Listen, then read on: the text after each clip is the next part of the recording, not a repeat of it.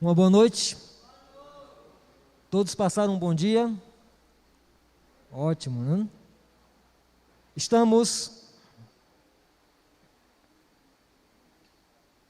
nesses domingos já numa sequência de recapitulação dos princípios, das doutrinas que essa igreja crê e ensina.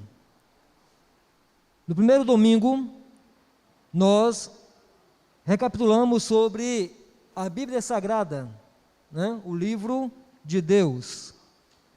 No segundo domingo falamos sobre a origem do mal e no último domingo o plano da salvação. E hoje nós estaremos recapitulando a doutrina sobre a volta de Jesus, a volta de Cristo.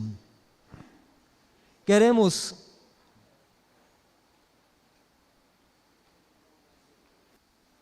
estava com o nome aqui das pessoas, pronto, está aqui.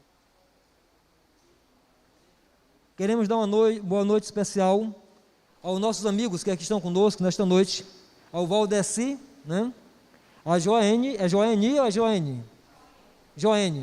Joene e Francisco, tá bom? Sejam bem-vindos, é uma grande alegria recebê-los nesta noite aqui conosco. Também estendemos o nosso boa noite às pessoas que estão nos acompanhando pelo Facebook, no canal da igreja, tá bom? Que Deus, então, nos abençoe. Bem, nosso irmão aqui, o Manassés, que fazia tempo que não o via, seja bem-vindo com sua esposa, Deus os abençoe. Então hoje, queridos, nós estaremos estudando o assunto da volta de Cristo. Para aqueles que estão hoje pela primeira vez e desejarem recapitularem os estudos que já foram feitos nos outros domingos, podem depois nos procurar, ou o Ronei aqui, ou o Manassés, Manassés, perdoe-me, estou com o nome do Manassés na cabeça, o Eduardo, tá bom? E nós teremos o máximo prazer de compartilhar com você os estudos que já foram passados, amém? Muito bem. A doutrina da volta de Cristo é um dos pilares, desta igreja. Em Mateus, no capítulo 24, nós temos, ali um esboço feito pelo próprio Cristo a respeito dos sinais da sua vinda e do impacto que isso traria sobre a igreja e a história deste mundo. Abra sua Bíblia, por favor, no capítulo 24 de Mateus.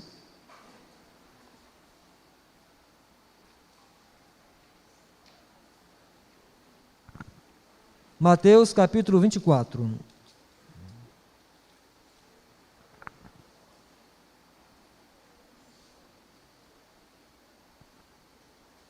Vamos fazer uma breve oração para o estudo então desta noite. Querido e eterno Deus, obrigado, Senhor, por estarmos reunidos em Teu nome nesta noite, para estudarmos um pouco mais das verdades que a Bíblia nos revela. Uma delas, Senhor Deus, é a respeito da Tua segunda vinda, prometida por Ti, pré-anunciada pelos profetas, e a qual nós cremos e aguardamos. Pedimos, pois, a orientação do Espírito Santo. Guia-nos nesse estudo. Esta noite é o que pedimos em Cristo Jesus. Amém. Como é um estudo, não é uma pregação, nós estaremos fazendo uma pregação normal. Se você tiver alguma dúvida e quiser fazer também alguma pergunta, sinta-se à vontade, tá bom? Muito bem. Mateus 24, verso 3. Mateus 24, verso 3. Todos acharam? Digo amém.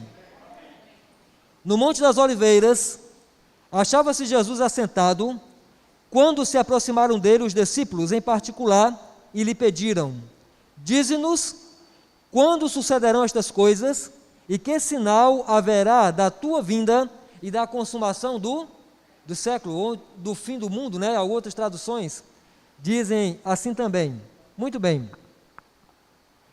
A resposta de Cristo, ela envolve o quando Jesus vai voltar, ela envolve o como Cristo vai voltar, e envolve os efeitos que acompanharão a sua vinda, ok? Essa resposta envolve, então, esses três aspectos: quando ele volta, como ele volta, e os efeitos que acompanharão a sua vinda.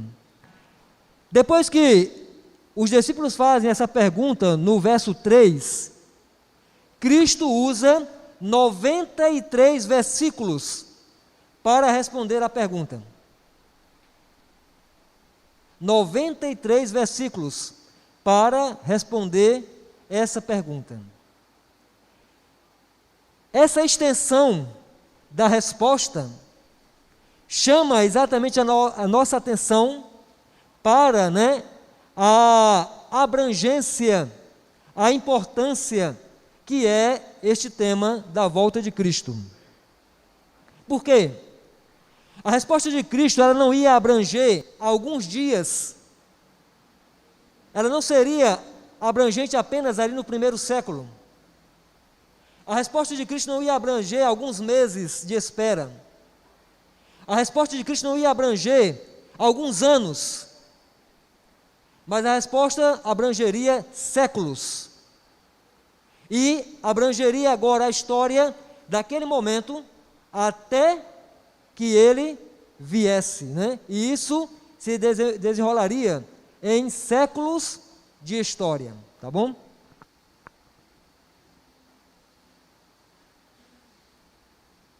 Na resposta de Cristo, o primeiro sinal que ele apresenta para iniciar, a escatologia dos eventos que antecedem a sua volta, ele começa falando da destruição de Jerusalém. Isso aconteceu no ano... Quem vai ganhar o prêmio para responder? Qual foi o ano que aconteceu a destruição de Jerusalém? No ano 70 da nossa era, tá bom? Cristo começa a sua resposta pela destruição de Jerusalém.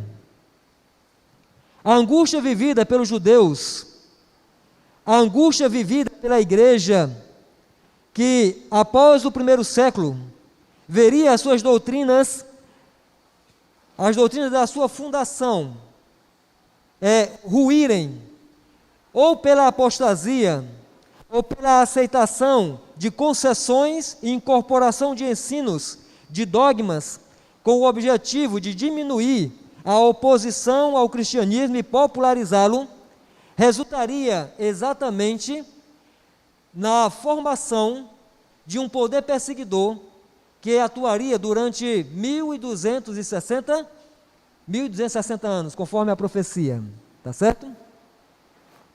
Por isso a extensão da resposta de Cristo envolve tantos acontecimentos a partir do primeiro século e dali até a sua vinda. Na destruição de Jerusalém, havia alguns acontecimentos que seria de advertência para a igreja em todo o seu período, em que ele estivesse aqui aguardando a volta do Senhor. Assim como os que deram ouvidos às advertências de Cristo escaparam da destruição de Jerusalém, a história mostra, que nenhum cristão morreu dentro do cerco de Jerusalém no ano 70, embora a cidade tenha sido totalmente devastada. Aliás, a pergunta dos discípulos a Cristo originou-se pela sua declaração: não ficará pedra sobre pedra aqui que não seja derribada. Ok? Então, essa declaração gerou a pergunta sobre a sua vinda. Da mesma maneira, como os cristãos do primeiro século, aqueles que deram ouvido às advertências de Cristo, puderam se livrar da catástrofe que veio sobre Jerusalém, da mesma maneira, os cristãos de todas as épocas que derem ouvidos às advertências de Cristo sobre os sinais da sua vinda, poderão então estar preparados para esse evento e não serão pegos de surpresa como foram pegos os habitantes de Jerusalém no ano 70, por não terem dado ouvido às advertências que Cristo tinha falado, não só aos seus discípulos, como a todos os habitantes ali daquela cidade.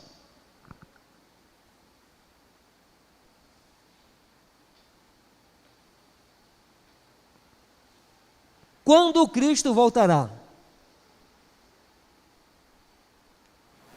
No livro do Apocalipse, né, há um grupo de cristãos que fazem essa pergunta: até quando, Senhor, tu retardarás a tua vinda? Né?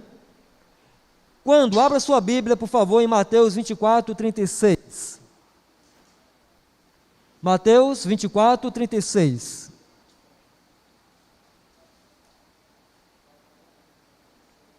Deixou Cristo alguma data específica para a sua vinda? Está aí escrito, né, no verso 36. Mas, a respeito daquele dia e hora, ninguém sabe, nem os anjos do céu, nem o Filho, senão o Pai. E agora vá para o livro de Atos, no capítulo 1, por favor. Atos 1.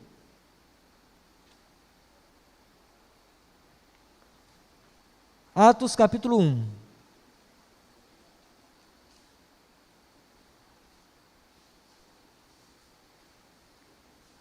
Aqui está narrando o momento em que Cristo, né, sobe ao céu. E a interrogação dos apóstolos é 1, verso 7.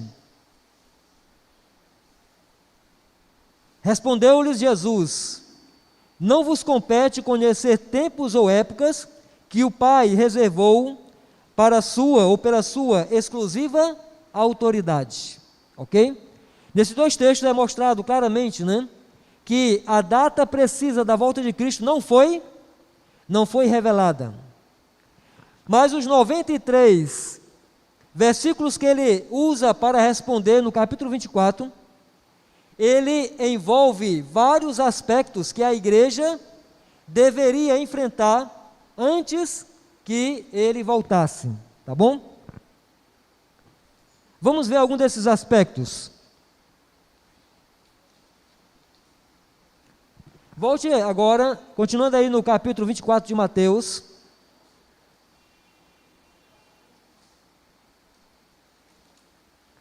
Vamos ler o verso 37 e 38.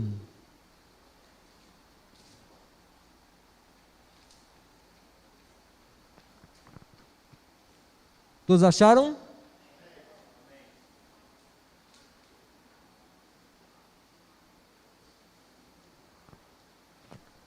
Começando a responder a resposta da sua pergunta, Cristo usa 1, 2, 3, 4 parábolas para ressaltar 4 aspectos que estariam, né, avisando sobre a sua vinda. Primeiro aspecto, está aqui no verso 37 e 38. Pois assim como foi nos dias de Noé, também será a vinda do Filho do Homem. Como fora os dias de Noé? Porquanto assim como nos dias de Noé, anteriores ao dilúvio, comiam e bebiam, casavam e davam-se em casamento, até o dia em que Noé entrou na arca, e não o perceberam. Senão quando veio o dilúvio, levou a todos, assim será também a vinda do Filho do Homem. Qual é o destaque dessa parábola? Qual é o destaque, né, dessa parábola? A advertência que ela tem para nós. Ele diz que os dias da volta de Cristo, que antecederia a volta de Cristo, seriam semelhantes aos dias de Noé. E aqui diz como eram os dias de Noé, tá certo?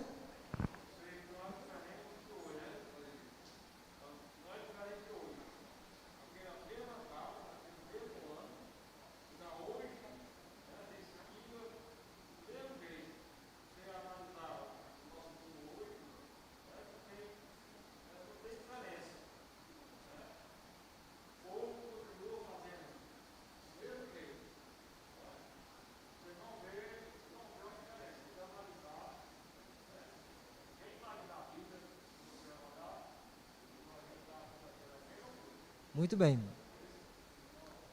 Vocês acham que a geração de Noé não foi advertida quanto ao dilúvio? Foi ou não foi? A arca era uma advertência constante. Ela estava lá, presente, né? Para que todos vissem, para que todos indagassem, para que todos quisessem saber por que ele estava construindo aquela arca, tá bom?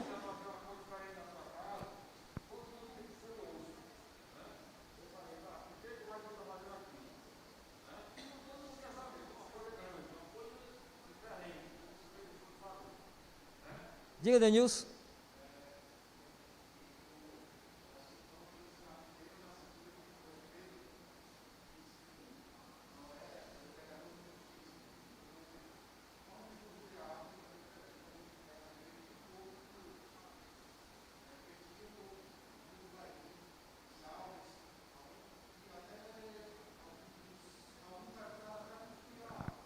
Exatamente.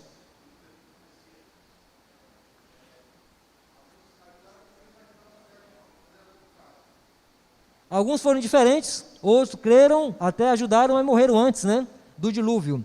No verso 44 do capítulo aí 24 diz assim: por isso ficai também vós apercebidos, porque a hora em que não cuidais, o Filho do Homem virá. Bem, a ênfase dessa parábola, queridos, é que aquilo que eu e você esperamos, né, a volta de Cristo, ela pode nos pegar de surpresa. Certo? Isso, né? Então, aquilo que eu e você aguardamos, a ênfase da primeira parábola é que pode nos pegar de surpresa. Por quê? Porque ele faz a comparação com os dias de Noé, que as pessoas estavam envolvidas em suas atividades normais, de tal maneira que isso tirava-lhes, né, a atenção para o dilúvio que em breve estaria à frente. Tá bom? Da mesma forma, nós também seremos absorvidos pelos cuidados deste mundo, pelas preocupações desta vida, pela a nossa rotina de ganhos e socialização. E ele diz então que aqueles que creem não podem se deixar levar pelo mesmo Espírito. Pode não? Pode falar?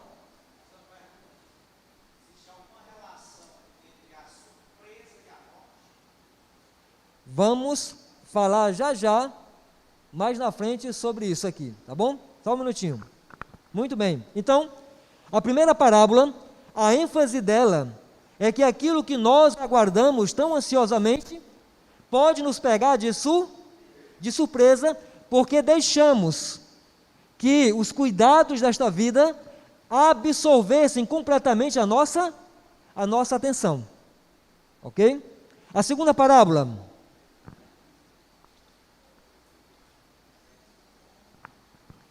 está aí, né? No verso 45 do capítulo 24 ainda. Quem é, pois, o servo fiel e prudente? É a parábola do bom e do mau servo, tá bom? Essa parábola, a ênfase dela é que enquanto aguardamos, existe uma obra a ser feita. Você não pode aguardar na ociosidade. Veja só, ele diz assim, o dono o patrão aqui da parábola, né? Ele dá uma tarefa para os seus servos cumprirem, mas eles são negligentes, tá bom? Então ele diz assim, né? O que vai acontecer quando o dono da seara voltar e encontrar-se com esses servos negligentes? Então, acontecerá o que o Denilson falou ali, né? A questão do juízo, tá bom? Outra coisa, no verso 48, veja a mentalidade do que estão aguardando a volta de Cristo, que é apresentada nessa parábola. Mas se aquele servo, sendo mau, disser consigo mesmo, meu senhor demora-se, então ele passa a espancar os seus companheiros e a comer e beber com os ébrios. Virá o senhor daquele servo. Aqui diz que esses servos, eles aceitam, né? Eles começam a desenvolver um estilo de vida semelhante ao do mundo, em vez de se manterem, né, ativos exatamente na sua preparação pessoal para o encontro com Cristo e preparar outros para esse encontro. Tá bom?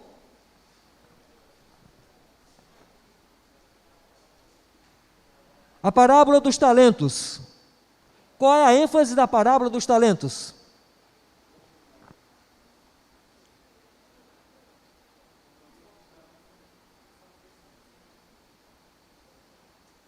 Qual é a ênfase da parábola dos talentos?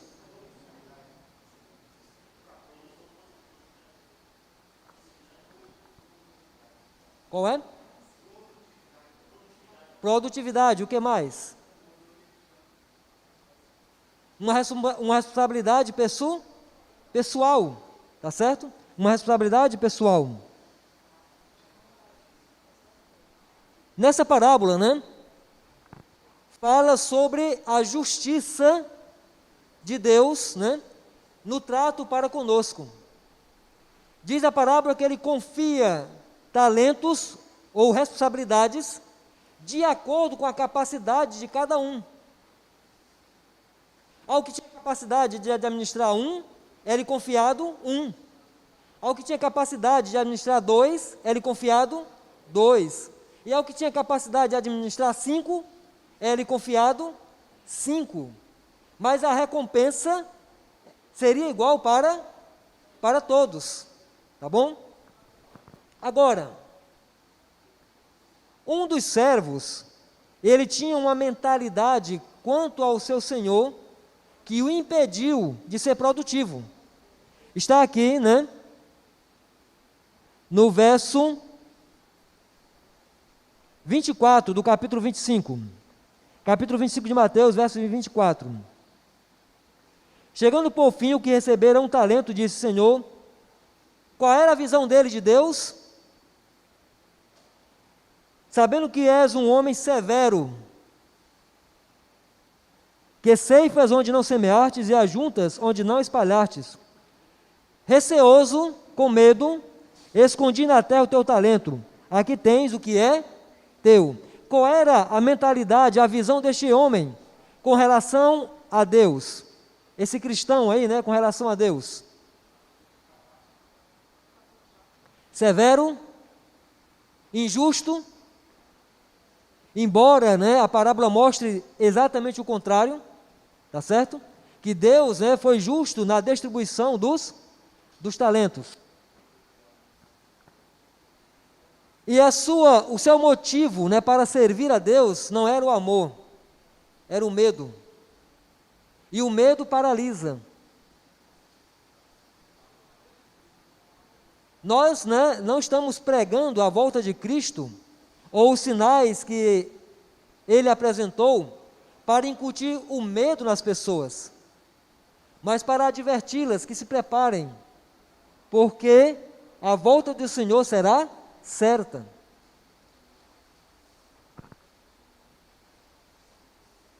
Bem, nós não sabemos quando Cristo volta, mas Ele deixou várias advertências nessas parábolas, para que eu e você ficássemos atentos. Outros elementos que aparecem aqui você está preparado, né? Cristo estava falando ali para os seus 12 apóstolos. Vocês devem estar preparados para a aparente tardança. Cristo demoraria, né, dentro da perspectiva humana, muito tempo para voltar. E a igreja deveria estar preparada para a tardança.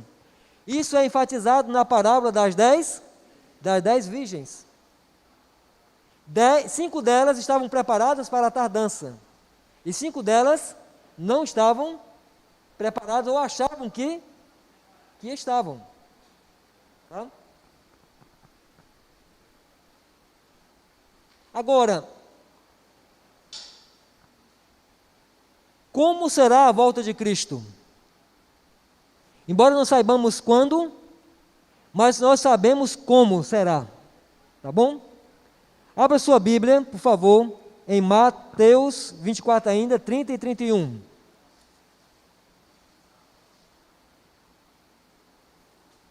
Como será a volta de Cristo?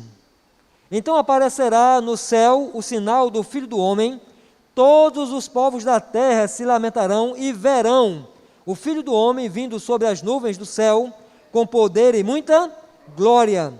E ele enviará os seus anjos com grande clangor de trombeta, os quais reunirão os seus escolhidos dos quatro ventos de uma a outra extremidade dos céus. Então, como será a volta de Cristo?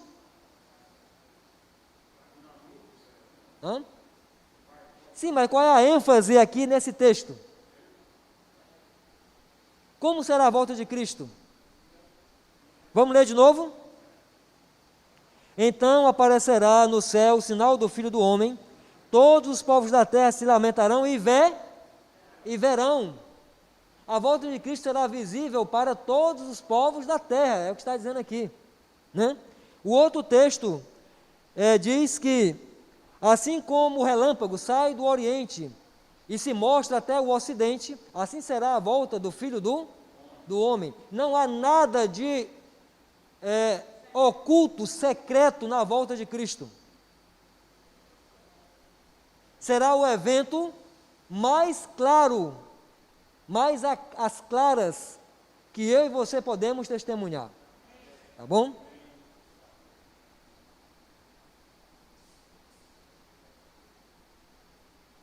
Aqui há outros textos que vocês também já conhecem, né? Apocalipse 1,7, que diz que todo olho o verá.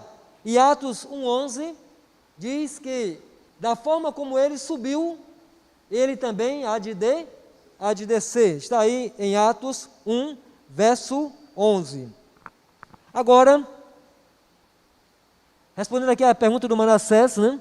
Os efeitos da volta de Cristo. Primeiramente falamos sobre o quando, que a Bíblia não revela. O como, universal, todo olho verá, todos os povos o verão. Não há nada de secreto na volta de Cristo. E os efeitos, né, que essa vinda trará. Abra sua Bíblia em 1 Tessalonicenses capítulo 4. 1 Tessalonicenses. Aliás, antes disso, veja São João, capítulo 5 de João,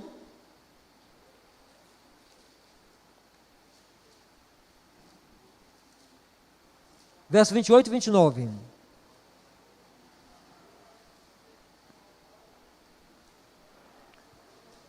Não vos maravilheis disto, porque vem a hora em que todos os que se acham nos túmulos ouvirão a sua voz e sairão. Os que tiverem feito o bem para a ressurreição da vida, e os que tiverem praticado o mal ou se apegado ao pecado para a ressurreição do juízo. Tá? E agora Tessalonicenses, 1 Tessalonicenses capítulo 4.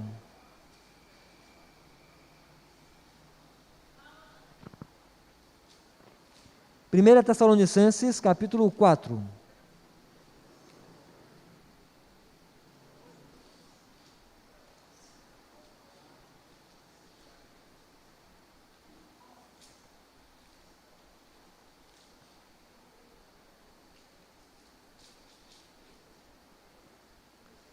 Dezesseis e 17.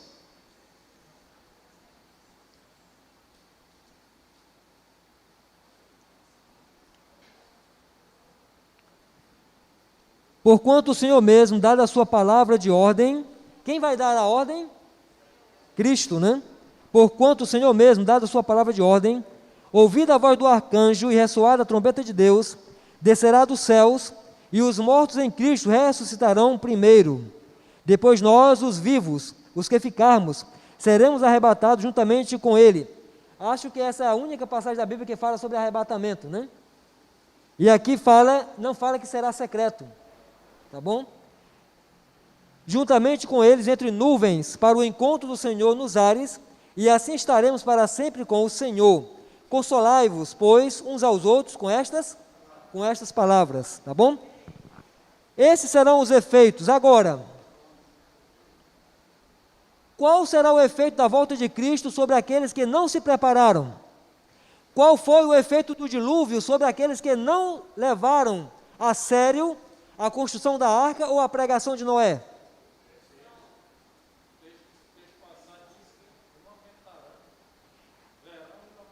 Essa semana, né, nós vimos uma imagem estarrecedora lá no... Como é o nome aqui, rapaz? No Afeganistão, né? Das pessoas se apegando ao avião, né? Para tentar sair do país. Como é que uma pessoa vai sair do país agarrando-se ao avião, né?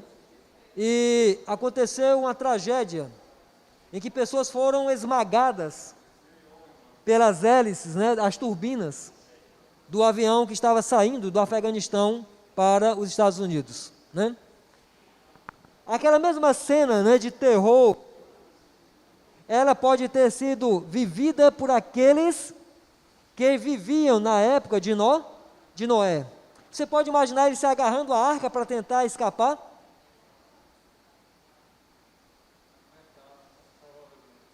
Né? Agora, outro efeito, nós vimos aqui que o efeito sobre os que levarem a sério a advertência de Cristo será a ressurreição ou a transformação. Agora, o outro efeito sobre aqueles que não derem ouvidos, né, à advertência de Cristo está aqui em Apocalipse 6, verso 15. Abra sua Bíblia em Apocalipse 6, verso 15.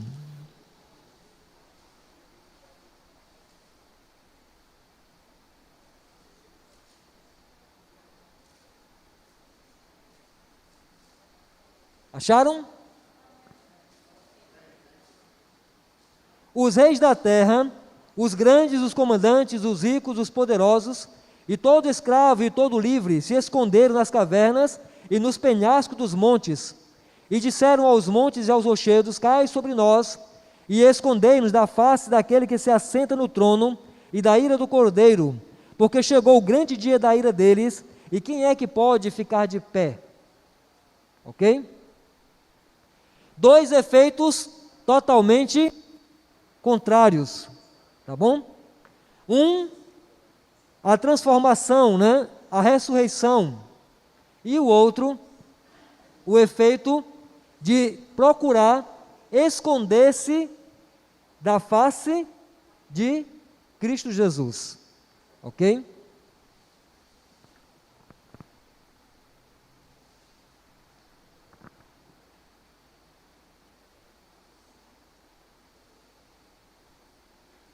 Eu queria fazer mais um comentário aqui sobre a parábola, né, das virgens, e que trata da questão da tardança. Na carta de São Pedro, né, ele diz que nos últimos dias, várias pessoas, principalmente até dentro das igrejas, começariam a questionar aonde está a promessa da vinda dele, que até agora não se cumpriu. Porque desde há muito tempo nós temos ouvido essa promessa e já morreram gerações e gerações de pessoas que acreditavam nisto. E aonde está a promessa da sua vinda? Diz a carta do apóstolo Pedro. E o que pode chocar mais a nós é saber que essa pergunta, né, vai se originar exatamente dentro da igreja, dentro daqueles que dizem acreditar a volta de Cristo. Na sua opinião, o que deve-se o fato da demora de Cristo voltar? Como você vê na parábola das 10 virgens, como é que ele apresenta a razão por que Jesus está demorando?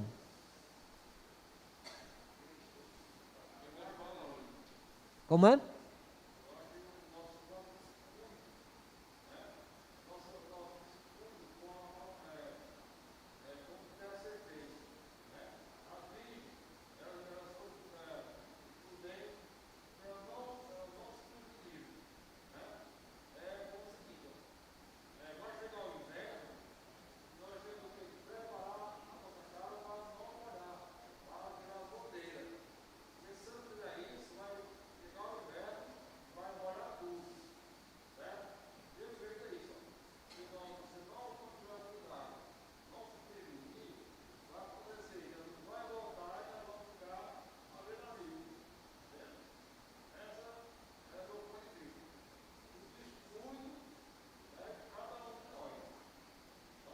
A tardança, ela é motivada pela igreja ou por Cristo? Quem é que não está preparado para o encontro? É o noivo ou é a noiva?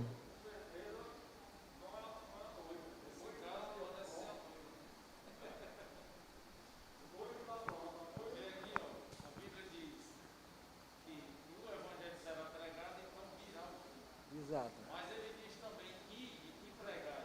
Pronto. Então, esses dois paralelos aí, você vê que alguém está pagando a história. E a missão ela foi entregue a quem? A igreja, né?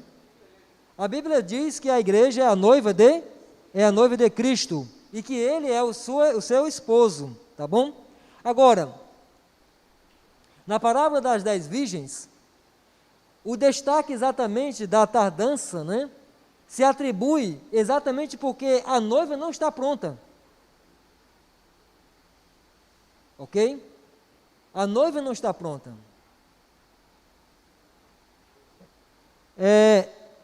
Se você fosse analisar a situação, né, religiosa das igrejas hoje em dia que se dizem cristãs, você acha que as igrejas aí fora, a nossa e as outras demais que se dizem cristãs, elas realmente estão preparadas para o encontro com o Senhor?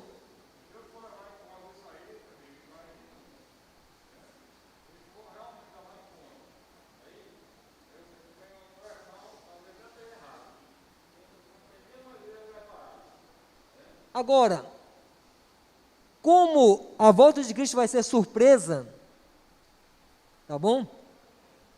Ele não espera que você, que essa preparação, né, seja um grau de santidade que você vai alcançar. O que na verdade diz aqui, né? Vocês conhecem a passagem da Bíblia que diz assim, que quando ele vier, vocês serão transformados no abrir e fechar de olhos, né? Mas ele está se referindo aqui a deixarmos de ser mortais para sermos agora imortais. Mas a passagem não fala sobre que o seu caráter será transformado num abrir e fechar de olhos. A transformação do caráter é feita agora e é a obra de uma vida toda. De uma vida toda depois que você diz que aceitou a Cristo como seu Salvador.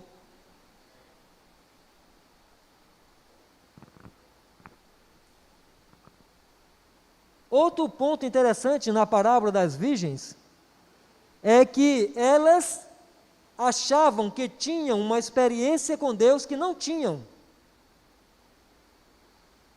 Que elas careciam. E o último ponto da parábola fala de que elas saem atrás dessa experiência num tempo que já não podem mais conseguir. Então Deus tem sido extremamente paciente conosco. O tempo da sua vinda tem sido, né, adiado, mas não será isso indefinidamente, né? Mas, como diz a Bíblia, ele é longânimo conosco, não querendo que nenhum de nós pereça, mas que todos cheguem ao arrependimento e à salvação. Como falou o Eduardo, a parábola também destaca o senso de urgência, tá? Como nós não temos senso de urgência, achamos que o nosso Senhor tarde virá, nós simplesmente nos acomodamos, tá bom? Amanhã dá certo, tem um tempo ainda, né? Exatamente.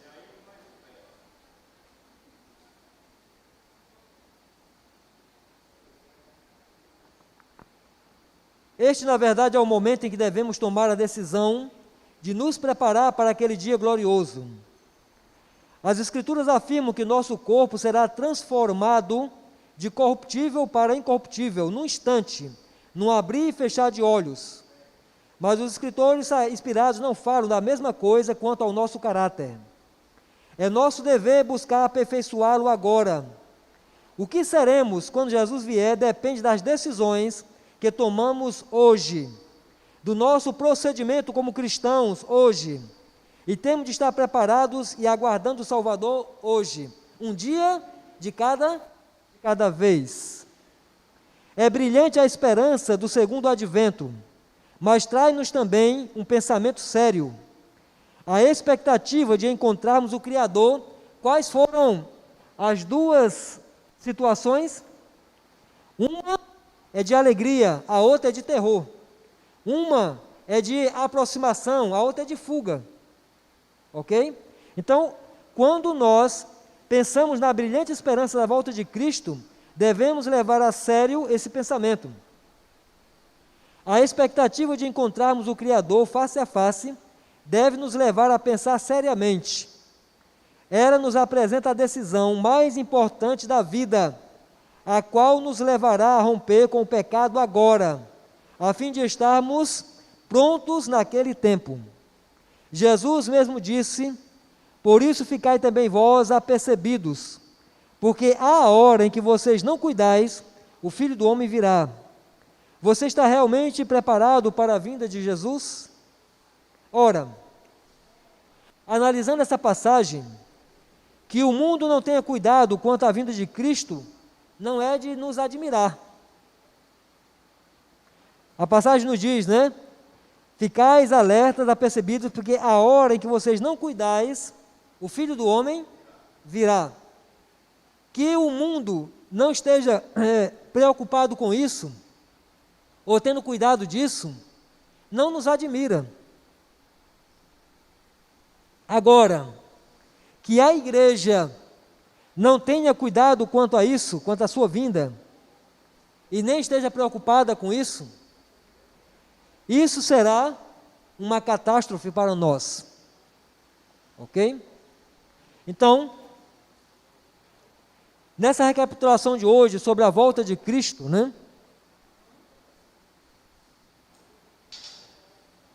Nós entendemos que a resposta de Cristo, ela foi profunda e abrangente por causa do grande impacto que a sua vida trará sobre todos os seres humanos deste mundo e sobre a sua igreja, tá bom?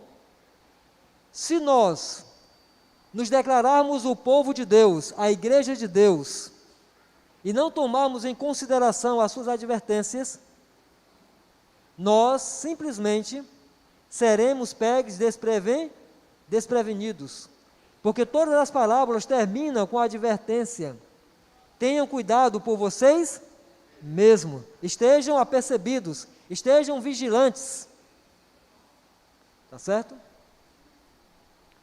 Que a doutrina da volta de Cristo realmente tenha um impacto transformador na vida de cada um de nós, tá? E assim possamos, né, ter a preparação necessária para o encontro com o Senhor e sermos realmente a noiva do Cordeiro. Amém? Amém. Oremos.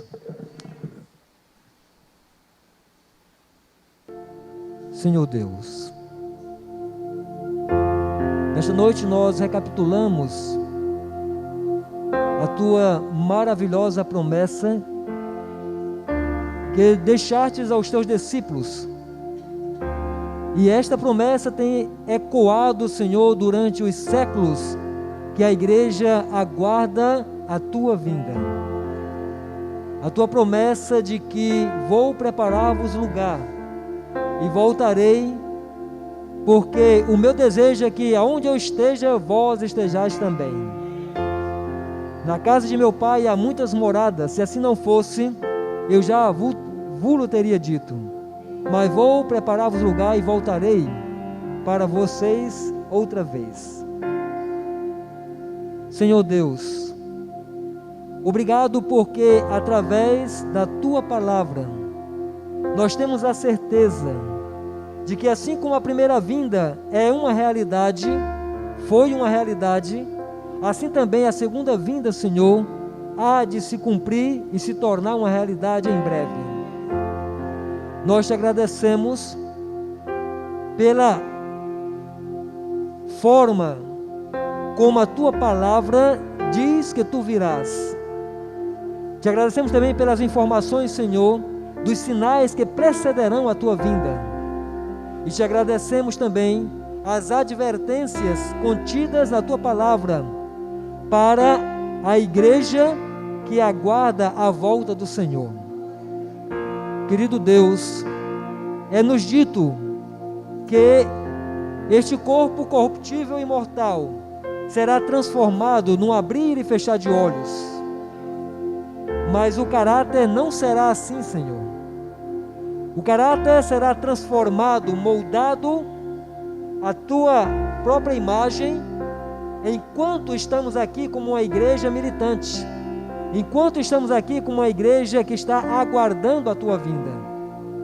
Oramos, pois, Senhor Deus, nesta noite, que a compreensão dos elementos que aparecem nas parábolas de advertência sobre a vinda de Cristo possam ficar impressas em nossa mente, e que nós, por meio da atuação do Espírito Santo, possamos nos preparar para a tua vinda e preparar outros para isso, Senhor.